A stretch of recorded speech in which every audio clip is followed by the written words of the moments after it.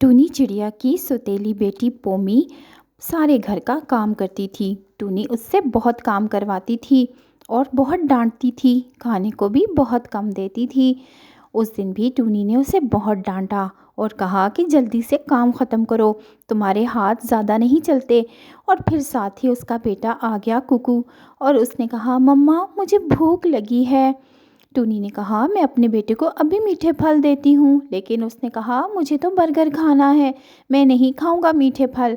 और फिर पोमी को टूनी कहती है कि जल्दी जाओ, इसके लिए बाज़ार से बर्गर लेके आओ और देर मत लगाना, मेरे बेटे को बहुत ज़्यादा भूख लगी है। और पोमी चली जाती है और टूनी अपने बेटे को प्यार करने लगती है। और रास्ते में और उसको टूनी को एक दूसरी चिड़िया मिलती है और वो कहती है कि क्या तुमने अपनी बेटी को प्यार से नहीं रखा? टूनी कहती है, नहीं नहीं, मैंने तो बहुत प्यार से रखा है, कोई काम नहीं करने देती, सारा काम मैं खुद करती हूँ। वो तो बस स्कूल जाती है और स्कूल से आती है, खाना खाती है और अपना होमवर्क करती है। और फिर पोमी एक नदी के किनारे बैठी रो रही थी।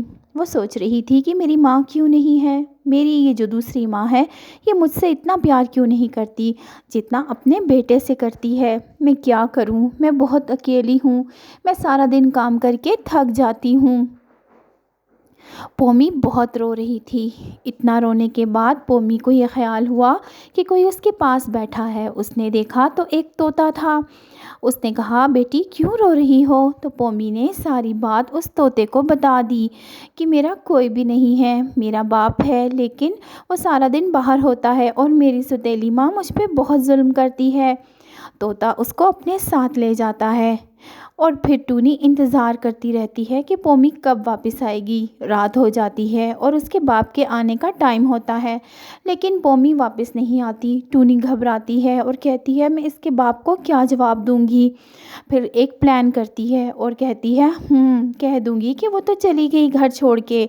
और फिर उसका बाप आता है तो टूनी पहले से ही रो रही होती है और कहती है, अरे हमारी बेटी हमें छोड़ के चली गई, पता नहीं कहाँ चली गई, अभी तक वापस नहीं आई।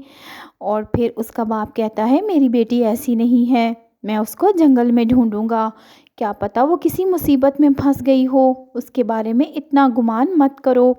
और फिर उसका बाप पूरी रात उसको जंगल में ढूंढता है, लेकिन पोमी नहीं मिलती।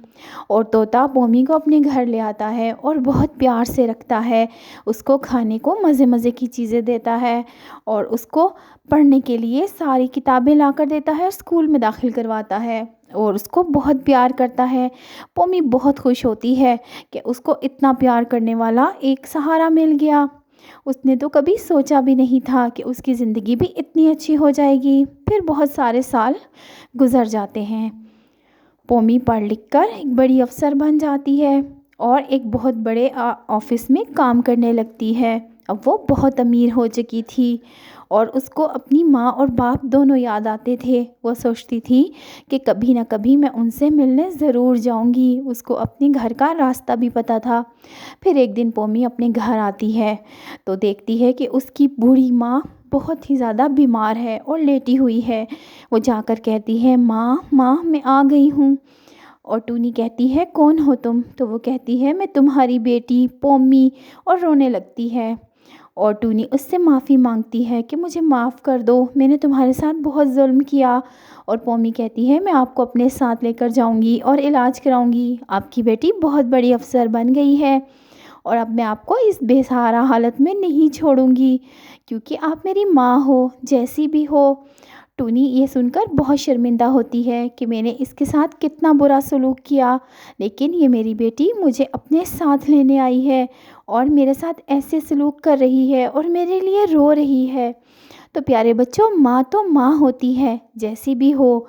माँ को कभी भी दुख नहीं देना चाहिए, क्योंकि माँ आपको बहुत ज़्यादा प्यार करती है। अगर कहानी अच्छी लगी तो लाइक करें और चैनल को सब्सक्राइब करें।